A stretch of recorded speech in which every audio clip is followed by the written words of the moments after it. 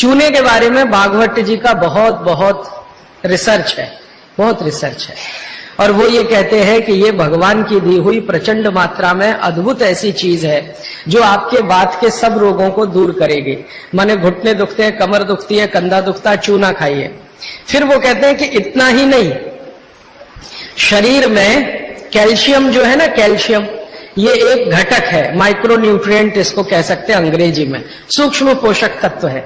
ये कैल्शियम के बारे में जो गंभीर बात है आज के विज्ञान के हिसाब से जो मैं कहना चाहता हूं, भागवत जी ने तो 3500 साल पहले कह दिया, आज का विज्ञान उसको प्रूव कर रहा है, कंफर्म कर रहा है। वो ये कि कैल्शियम की कमी अगर शरीर को है तो आपको 20 नहीं 50 बीमारियां आएंगी। कैल्शियम की कमी अगर है शरीर को तो 50 बीमारियां आएंगी। क्या क्या आ सकता है? हर तरह का दर्द आपको होगा, हर तरह का, मांसपेशियों का दर्द, हड्डियों का दर्द, सब तरह का। हड्डियों की जितनी विकृतियां हैं वो सब कैल्शियम की कमी से आएंगे। हड्डियों के जितने रोग हैं वो सब कैल्शियम की कमी से आएंगे। फिर वो कहते हैं कि रक्त के बहुत सारे रोग कैल्शियम की कमी से आते हैं, रक्त के रोग, खून की बीमारी। फिर वो कहते हैं कि बहुत सारे कफ के रोग कैल्शियम की कमी से आते हैं। तो कैल्शियम कम नहीं होने देना चाहिए।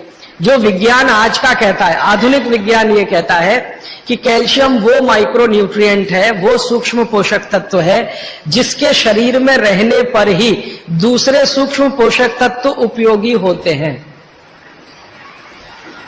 ये 12-15 साल का रिसर्च है, एक वाक्य में मैंने खत्म कर दिया। कैल्शियम की उपस्थिति में ही बाकी सभी सूक्ष्म पोषक तत्व उपयोगी होते हैं। इसका मतलब यह है कि अगर आपको शरीर में विटामिन सी का असर देखना है तो कैल्शियम चाहिए, विटामिन ए का असर देखना है तो कैल्शियम चाहिए, विटामिन बी का असर देखना है तो कैल्शियम चाहिए, अगर विटामिन डी का असर देखना है तो भी कैल्शियम चाहिए, विटामिन के का असर देखना है तो भी कैल्शियम चाहिए, प्रोटीन अच्छे से आपके शरीर को काम में आए तो कैल्शियम चाहिए, कार्बोहाइड्रेट्स ठीक से आपके शरीर को मदद करे तो कैल्शियम चाहिए, फैट्स आपके शरीर में डिसॉल्व होते रहें और जहां जरूरत है वहां लुब्रिकेशन में मदद करते रहे तो कैल्शियम चाहिए। माने समझ लीजिए कि कैल्शियम अगर नहीं है तो शरीर में सब कुछ बीमारियां आने ही वाली है। इसलिए कैल्शियम की उपलब्धता शरीर को होनी ही चाहिए। अब इसके बारे में भागवत जी कहते हैं, आधुनिक विज्ञान ने अभी प्रूव किया, भागवत जी पहले ही कह गए कि हमारे शरीर की 40 वर्ष की उम्र तक, 40 से 45 वर्ष की उम्र तक जो कुछ भी हम खा रहे हैं इसी में से हमको कैल्शियम मिलता रहता है। सबसे ज्यादा कैल्शियम आप जानते हैं दूध में है, दूध, फिर दूध के बाद दही, दही के बाद मट्ठा, मट्ठे के बाद मक्खन, मक्खन के बाद घी, इन सब में भरपूर कैल्शियम है। फिर आपने खाया संतरा, मौसम्मी, नारंगी, अंगूर, द्राक्ष, जो भी खट्टे फल, आम वगैरह वगैरह, सब में कैल्शियम भरपूर मात्रा में है। फिर सबसे ज्यादा कैल्शियम फलों में माना जाता केले में है। केला भरपूर खाना चाहिए क्योंकि कैल्शियम का सबसे बड़ा भंडार है और आसानी से हजम होता है। तो ऐसे जो फल हैं इनका जो कैल्शियम है ये 40-45 साल तक हमें आसानी से मिलता रहता है, क्योंकि शरीर की जो बायोकेमिस्ट्री है 40-45 साल तक एकदम दुरुस्त और तंदुरुस्त रहती है। जठर अग्नि भी तीव्र रहती है, बाकी सब फंक्शन ठीक है।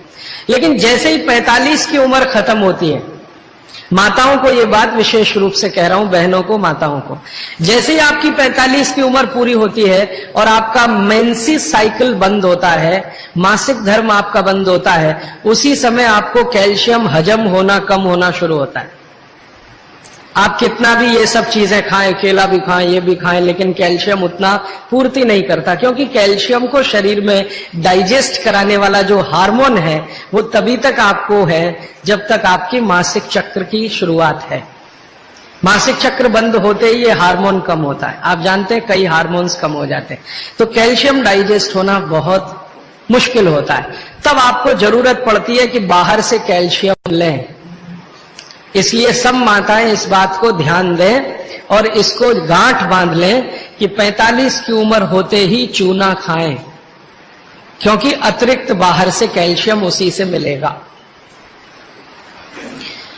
चूना जरूर खाएं आप सबके लिए, और आपको भी है चूना खाएं, क्योंकि आपकी उम्र भी 45 की जब पूरी होगी तो ये जो कैल्शियम है वो आपके लिए पर्याप्त नहीं है जो फलों से और सब्जियों से आ रहा है, कुछ अतिरिक्त चाहिए। और चूंकि बाकी सब माइक्रो न्यूट्रिएंट्स कैल्शियम की उपस्थिति में ही काम आएंगे, इसलिए इस पर ध्यान दीजिए। तो शायद इसलिए इस देश में एक परंपरा विकसित हुई है पान खाने की। ये पान खाने की परंपरा बहुत वैज्ञानिक है, बहुत ही वैज्ञानिक। जिसने भी शुरू की वो बागभट्ट का पक्का चेला रहा होगा, बहुत समझकर उसने ये शुरू की। और ये अद्भुत है। अद्भुत मैं इसलिए कह रहा हूं कि भारत की सब जातियों में उत्तर से दक्षिण, पूरब से पश्चिम ये परंपरा है। कहीं भी चले जाओ आप, सिक्किम में चले जाओ, अरुणाचल में चले जाओ, वो भी पान खाते हैं।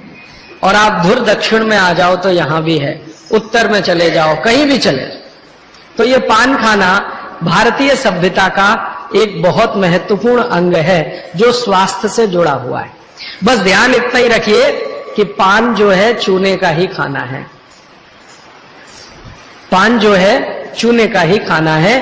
पान कभी भी कत्थे वाला ना खाएं, क्योंकि कत्था आपके लिए उतना उपयोगी नहीं है। कत्था स्वाद के लिए आप उपयोग करते हैं, चूना औषधि के लिए उपयोग करते हैं। ये बात मैं एक बार पहले भी कह चुका हूं, आज फिर से इसलिए कह रहा हूं कि कुछ नए चेहरे मैं देख रहा हूं।